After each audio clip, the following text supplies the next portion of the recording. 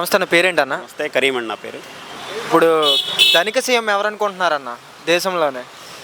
భారతదేశం మొత్తం మారుమోగిపోతుంది కదండి. మన ఆంధ్రప్రదేశ్ ముఖ్యమంత్రి నారా చంద్రబాబు నాయుడుని మించిన సీఎం మన భారతదేశంలో ఎక్కడా లేడని చెప్పేసి భారతదేశం మొత్తం మారుమోగుతుంది. మీరు దాన్ని ప్రత్యేకంగా ధనిక సీఎం ఎవరని చెప్పేసి మీరు నాకు అడగాల్సిన పని లేదు. ఎందుకంటే అందరూ ఆంధ్రప్రదేశ్లో ఉన్న రాష్ట్ర ప్రజలందరూ ఆలోచిస్తుంది ఏంటంటే, ఈ టీడీపీ యొక్క అఫీషియల్ పేజీలోనే ఒక వీడియో ఒకటి పెట్టారు. ఆ వీడియో సారాంశం ఏంటంటే, నారా చంద్రబాబు నాయుడు గారు ముఖ్యమంత్రిగా శ్రీకాకుళం జిల్లా వెళ్ళినప్పుడు అక్కడ మహిళలు వంట వండడానికి అని చెప్పేసి కట్టె పుల్లలతో పొయ్యి వెలిగిస్తుంటే దాన్ని చలించిపోయి ఆయన గతం గుర్తొచ్చిందంట ఈ నారా చంద్రబాబు నాయుడు గారికి. ఏమని, అయ్యో నిజంగా మా అమ్మ కూడా కట్టె పుల్లలతో వంట చేసేది కదా, ఒక పొగగొట్టంతో ఆ పొయ్యిని ఊది ఆ పొగంతా పీల్చేసి క్షయ లాంటి వ్యాధులు వస్తున్నాయి, ఇలాంటి పరిస్థితి రాకూడదు అని చెప్పేసి గ్యాస్ బండల అమల్లో తీసుకొచ్చాడు నారా చంద్రబాబు నాయుడు గారు అని చెప్పేసి ఒక అఫీషియల్ పేజీలోనే ఒక వీడియో ఒకటి పెట్టారనమాట. దాన్ని చూసి ఇన్స్పిరేషన్ అయ్యి ఇతను దీపం పథకం తీసుకొచ్చాడని చెప్పేసి ఆ వీడియో యొక్క సారాంశం. అయితే నేను చెప్పేది ఏంటంటే, వాళ్ళమ్మ పొగగొట్టంతో అంటే కట్టెల పొయ్యితో పొయ్యి వెలిగించే అంత పేదరికంలో ఉన్న ఈ నారా చంద్రబాబు నాయుడు ఇప్పుడు భారతదేశంలో అత్యంత ధనిక సీఎం ఎలా అయ్యాడు? హౌ? ఇప్పుడు మీరు చెప్పిన బట్టి ఆయన పేదరికం నుంచి వచ్చారంట. ఇప్పుడు ఇంత ఆస్తి ఎలా వచ్చిందంట? నేను అదేనండి, ఇప్పుడు ఏదో వైఎస్ఆర్ కాంగ్రెస్ పార్టీ సంబంధించిన వాళ్ళు కానీ, కాంగ్రెస్ పార్టీ సంబంధించిన వాళ్ళు, సిపిఎం ఇతరత్ర పార్టీలు వాళ్ళు ఏదో ఆయన విమర్శిస్తున్నారని కాదు, ఆయన అఫీషియల్ పేజీలోనే వచ్చింది కదా. ఆయన సీఎంగా ఉన్నప్పుడు ఆ మహిళల యొక్క బాధలు చూసి తన గతం గుర్తుకు తెచ్చుకున్నాడు చంద్రబాబు నాయుడు. అంటే అంత పేదరికంలో నుంచి వచ్చిన చంద్రబాబు నాయుడు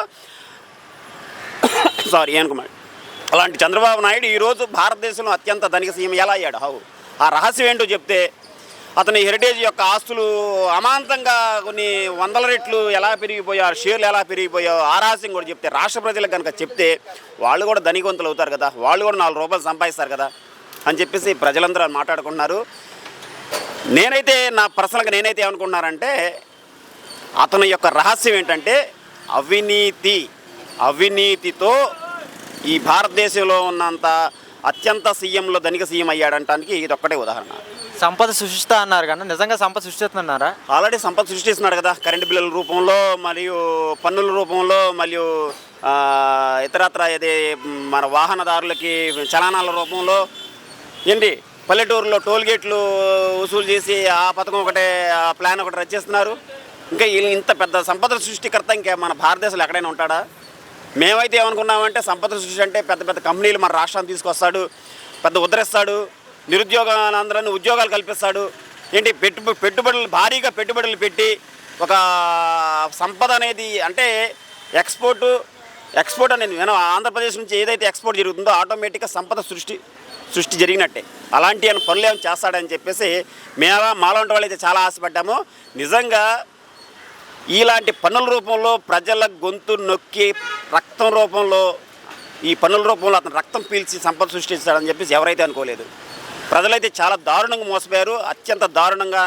ఎలాగంటే చంద్రబాబు నాయుడు ఇప్పటికైనా మారతాడేమోలే చూస్తే వయసు ఏమో దగ్గర 70 ఏళ్ళు పైబడి ఉంచి మనిషి మారతాడేమోలే, మాట నిలబెట్టుకుంటాడేమోలే అనే ఒక ఆలోచనతో ప్రజలు నిజంగా చంద్రబాబు నాయుడు ఓటేసి గెలిపించారు. అయితే ఏదైతే నక్క తన బుద్ధి మార్చుకోకుండా ఎలాగైతే ఉంటుందో, ఎలుక ఎప్పుడు నల్లగానే ఉంటుందనే ధోరణిలో చంద్రబాబు నాయుడు మోసం చేయడంలో దిట్ట అని చెప్పేసి మరోసారి నిరూపితమైంది.